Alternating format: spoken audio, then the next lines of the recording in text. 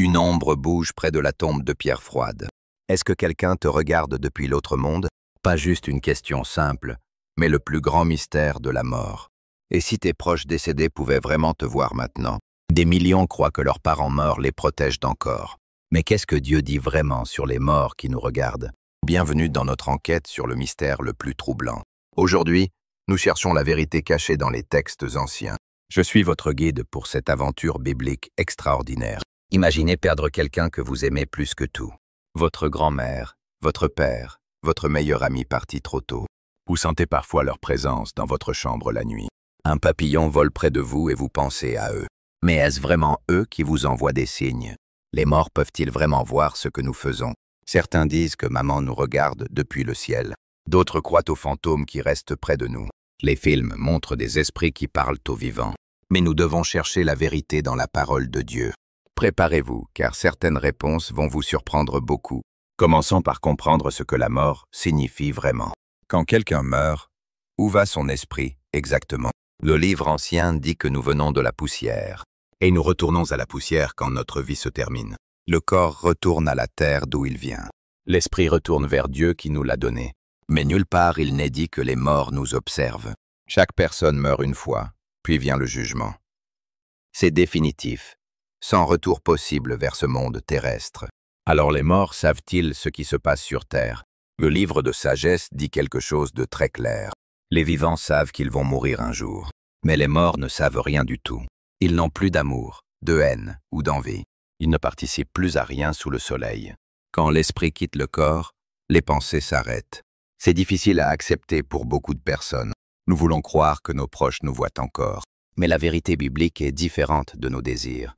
Les morts sont dans un état de repos complet. Ils ne sont plus concernés par notre vie terrestre.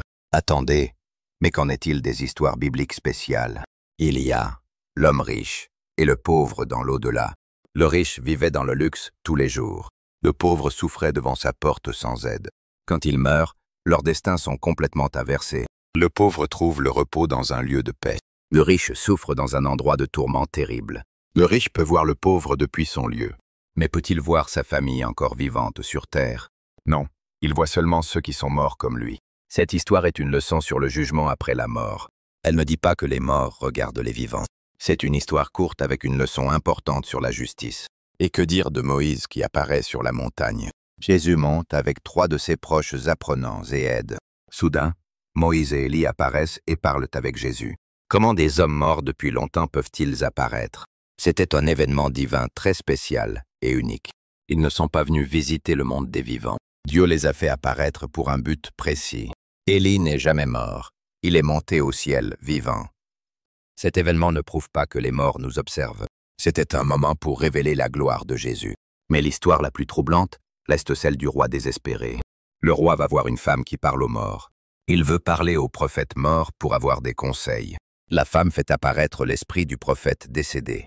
Le prophète annonce que le roi mourra le lendemain. Cette histoire nous montre-t-elle que les morts peuvent communiquer? Non, car consulter les morts est strictement interdit par Dieu. Certains pensent que Dieu a fait une exception cette fois. D'autres croient que c'était un démon déguisé en prophète. Dans tous les cas, ce n'est pas une pratique normale. Cette histoire nous avertit du danger de chercher les morts. Alors, les saints au paradis nous regardent-ils depuis là-haut? Beaucoup croient que leurs parents décédés les encouragent du ciel.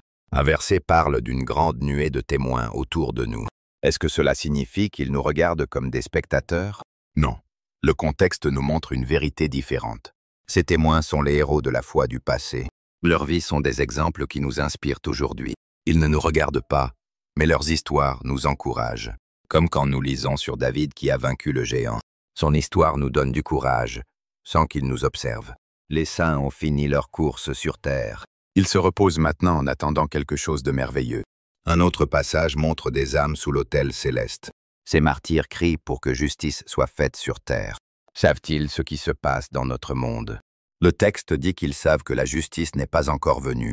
Mais cela ne signifie pas qu'ils voient nos vies quotidiennes. Leur connaissance pourrait venir directement de Dieu lui-même. Cette vision utilise un langage symbolique très fort. Elle ne prouve pas que les morts nous observent activement. Et qu'en est-il des anges qui nous protègent? Les anges sont des esprits envoyés pour nous aider. Dieu envoie ses anges pour protéger son peuple. Mais les humains ne deviennent jamais des anges après la mort. Les anges et les humains sont deux créatures différentes. Quand quelqu'un dit qu'un mort est devenu un ange, c'est faux. Les anges nous gardent, mais pas nos proches décédés. Voici maintenant la question la plus dangereuse de toutes. Les morts peuvent-ils nous envoyer des messages ou des signes? Beaucoup voient un papillon et pensent à leur mère décédée. D'autres font des rêves où leurs grands-parents leur parlent. Certains vont voir des médiums pour parler aux morts. Mais que dit vraiment la parole de Dieu sur tout cela? La loi divine interdit strictement de consulter les morts. Celui qui pratique la magie ou parle aux esprits déplaît à Dieu. Les médiums, les spirites et ceux qui appellent les morts sont interdits. Pourquoi Dieu est-il si sévère sur ce point précis?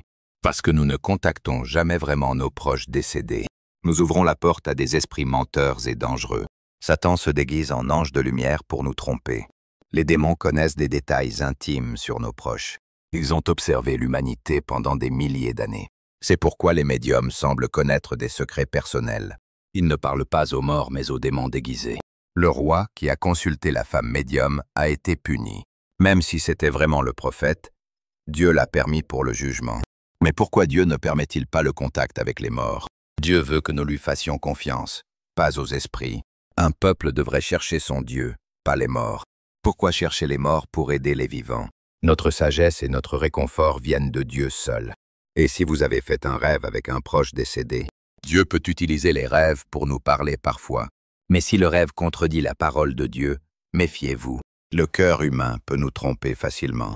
Nos émotions peuvent créer de faux souvenirs et sensations. Au lieu de chercher des signes, cherchons Dieu directement. Comment Dieu voit-il notre chagrin quand nous perdons quelqu'un? Perdre un être aimé est une douleur terrible. Si les morts ne peuvent pas nous réconforter, qui le peut? La belle vérité est que Dieu comprend notre douleur profondément. Il marche avec nous dans notre chagrin le plus sombre. Jésus a pleuré devant la tombe de son ami. C'est le verset le plus court mais le plus puissant. Jésus a pleuré même en sachant qu'il allait le ressusciter. Pourquoi a-t-il pleuré s'il connaissait la fin heureuse? Parce qu'il ressentait la douleur de ceux qui aimaient son ami. Il comprenait le poids du chagrin et la séparation douloureuse. Cela nous montre que Dieu ne rejette pas notre tristesse. Il entre dans notre douleur avec nous. Jésus a promis de nous envoyer un consolateur spécial. L'Esprit de vérité reste avec nous pour toujours. Il ne nous laisse pas orphelins dans ce monde. L'Esprit Saint nous donne une paix surnaturelle. Même si nos proches ne peuvent pas nous parler, Dieu est présent. Il est proche de ceux qui ont le cœur brisé. Il sauve ceux qui ont l'esprit abattu par le chagrin. Quand vous perdez quelqu'un, Dieu est plus proche que jamais. Il comprend vos larmes et compte chacune d'elles. Il ne vous demande pas de guérir rapidement. Il marche avec vous à travers le processus de deuil. Mais pourquoi Dieu ne permet-il pas une dernière visite? Si Dieu nous aime, pourquoi pas un signe de nos proches? La réponse est profonde et pleine de sagesse divine. Dieu veut que nous marchions par la foi, pas par la vue. Si nous pouvions parler aux morts, nous dépendrions d'eux. Notre espoir serait placé en eux plutôt qu'en Jésus. Dieu veut que notre confiance soit en lui seul. Cela ne signifie pas qu'il ignore notre douleur. Il nous a donné la plus grande promesse de toutes, l'espoir de la résurrection et des retrouvailles éternelles. Écoutez cette promesse merveilleuse pour tous les croyants. Les morts en Christ ressusciteront un jour glorieux. Nous ne voulons pas que vous soyez ignorants sur ceux qui dorment. Ne soyez pas tristes comme ceux qui n'ont pas d'espoir. Si nous croyons que Jésus est mort et revenu à la vie, Dieu ramènera avec lui ceux qui dorment en Jésus. Les chrétiens pleurent, mais avec une espérance certaine. La mort n'est pas la fin pour ceux qui croient. Jésus est revenu à la vie, garantissant notre propre résurrection. Il y aura des retrouvailles glorieuses avec nos bien-aimés. Ceux qui sont morts en Christ ressusciteront en premier. Puis nous qui sommes vivants serons enlevés avec eux. Nous serons réunis dans les nuages pour rencontrer le Seigneur. Et nous serons toujours avec le Seigneur pour l'éternité. Réconfortez-vous les uns les autres avec ces paroles. Notre réconfort ne vient pas de croire qu'il nous regarde. Il vient de savoir que nous les reverrons pour toujours. Les derniers chapitres de la Bible décrivent notre avenir ultime. Un nouveau ciel et une nouvelle terre nous attendent. Dieu lui-même habitera avec son peuple pour toujours. Il essuiera toute larme de nos yeux. Il n'y aura plus de mort ni de séparation. Plus de douleur, plus de pleurs, plus de chagrin. Les choses anciennes auront complètement disparu. Quelle promesse incroyable pour chaque croyant fidèle. Nous ne dirons plus jamais au revoir à ceux que nous aimons. Nos cœurs seront complètement guéris de toute blessure. Nous vivrons dans une joie et une paix parfaite, avec Jésus lui-même au centre de tout. C'est l'espoir ultime pour chaque personne qui croit. Pas seulement de revoir nos proches, mais de vivre éternellement ensemble. Alors, revenons à notre question du début. Les morts regardent-ils les vivants depuis l'au-delà? D'après tout ce que nous avons vu dans les Écritures saintes, la réponse est non. Pas comme beaucoup le croient. Les morts ne regardent pas activement nos vies quotidiennes. Le livre de sagesse dit clairement qu'ils ne savent rien. Ils sont au repos, pas en train de nous observer. Il n'y a aucun support biblique pour les messages des morts. Chercher à les contacter est fortement interdit par Dieu. Au lieu de veiller sur nous, ils sont dans les mains de Dieu. Leur sort est scellé et ils attendent la résurrection. Mais nous avons un espoir encore plus grand. Même s'ils ne nous regardent pas, nous les reverrons. Cette vérité peut être différente de ce que vous croyez, mais elle offre en réalité un réconfort plus grand. Notre paix ne vient pas de penser qu'ils sont proches. Elle vient de savoir que Jésus est proche de nous. Peut-être que vous pleurez quelqu'un en ce moment même. Vous avez perdu un parent, un frère, une sœur, un ami. Vous aimeriez avoir juste un moment de plus avec eux. Je veux que vous sachiez que Dieu voit votre douleur. Il connaît votre chagrin et vous offre quelque chose de plus grand. Plus grand qu'un message des morts, il offre l'espoir éternel. Si vous n'êtes pas sûr où vous irez après la mort, c'est le moment de chercher Jésus de tout votre cœur. La promesse de résurrection est pour ceux qui croient en lui. Jésus a dit qu'il est la résurrection et la vie. Celui qui croit en lui vivra, même s'il meurt. Et celui qui vit et croit en lui ne mourra jamais. Croyez-vous cela de tout votre cœur? C'est la vraie question qui change tout. Si vous croyez, vous pouvez attendre un futur merveilleux. Un futur où la mort n'existe plus du tout, où la tristesse est effacée pour toujours, où vous serez réunis avec ceux qui sont partis avant vous, pour l'éternité dans la présence de Dieu. Ne plaçons pas notre espoir dans les esprits qui veillent. Ne cherchons pas des messages venant des morts. Plaçons notre espoir là où il appartient vraiment, en Jésus-Christ, le seul qui a vaincu la mort. Regardons maintenant quelques questions importantes qui restent. Que faire si vous sentez une présence près de vous? Rappelez-vous que nos émotions peuvent nous tromper facilement. Le chagrin peut créer des sensations qui semblent réelles. Au lieu de chercher des signes, priez Dieu directement. Il est le seul qui peut vraiment vous réconforter. Que dire à un enfant qui a perdu quelqu'un? Dites-lui la vérité avec douceur et amour. Grand-mère ne nous regarde pas depuis le ciel, mais elle est en sécurité avec Dieu maintenant. Et un jour, nous la reverrons pour toujours. C'est une promesse que Dieu nous fait. Comment aider quelqu'un qui consulte des médiums? Partagez la vérité biblique avec amour, pas avec jugement. Expliquez les dangers de contacter les esprits menteurs. Montrez-leur que Dieu offre un meilleur réconfort. Priez pour qu'ils trouvent la paix en Jésus. Et si quelqu'un dit avoir vu un proche décédé, écoutez avec compassion, sans rejeter leur expérience. Le chagrin peut causer des visions très réalistes. Les démons peuvent aussi créer des illusions trompeuses. Dirigez-les doucement vers la vérité biblique. Encouragez-les à chercher Dieu pour le vrai réconfort. Voici une histoire qui illustre tout ce que nous avons appris. Une femme avait perdu son fils dans un accident. Elle visitait sa tombe chaque jour en pleurant. Elle parlait à la pierre froide comme s'il pouvait l'entendre. Un jour, elle a rencontré un homme qui priait près d'une tombe. Il avait perdu sa femme, 1 an plus tôt. Elle lui a demandé s'il croyait que sa femme le voyait. L'homme a souri doucement et a partagé sa foi. « Ma femme ne me regarde pas depuis le ciel. Elle se repose en paix avec notre Seigneur. Mais j'ai une promesse plus grande que sa présence. Je sais que je la reverrai dans l'éternité. » La femme a pleuré en entendant ces mots. Pour la première fois, elle a ressenti une vraie paix. Elle n'avait plus besoin de parler à une pierre froide.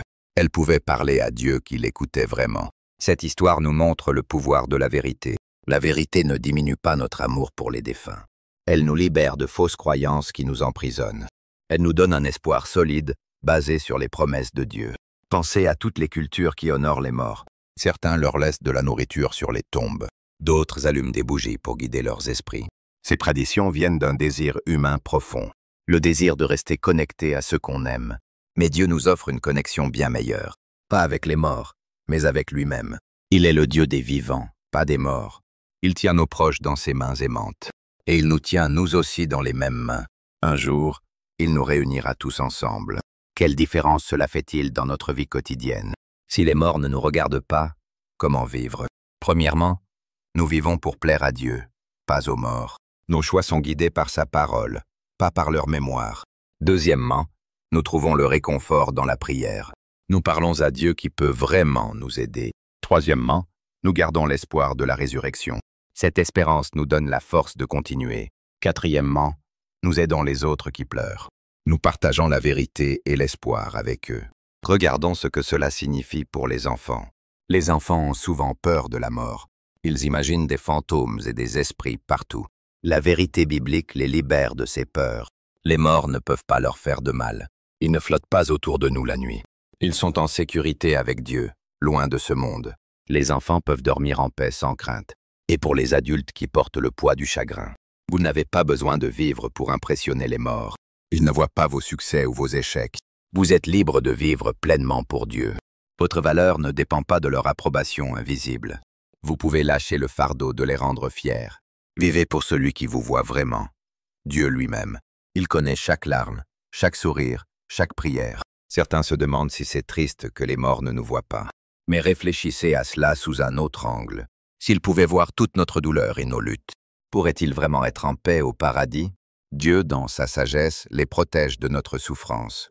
Il se repose complètement jusqu'au jour de la résurrection. C'est en fait une bénédiction qu'il ne voit pas tout. Imaginez la douleur de voir ses enfants souffrir sans pouvoir aider. Dieu leur épargne cette torture en les gardant au repos. Un jour, quand nous serons tous réunis, il n'y aura que de la joie, pas de tristesse à partager. Nous ne nous souviendrons plus de la douleur passée. Tout sera nouveau et parfait dans sa présence. Voici un dernier mystère à considérer ensemble. Si les morts sont au repos, sont-ils conscients? La Bible suggère différents états selon les passages. Certains dorment, d'autres sont conscients dans l'au-delà. Mais une chose est certaine dans tous les cas. Ils ne sont pas actifs dans notre monde terrestre. Leur focus n'est plus sur les affaires humaines. Ils attendent le grand jour de la résurrection finale. Ce jour-là, tous les mystères seront révélés. Nous comprendrons enfin tout le plan de Dieu. Les questions qui nous troublent aujourd'hui auront des réponses.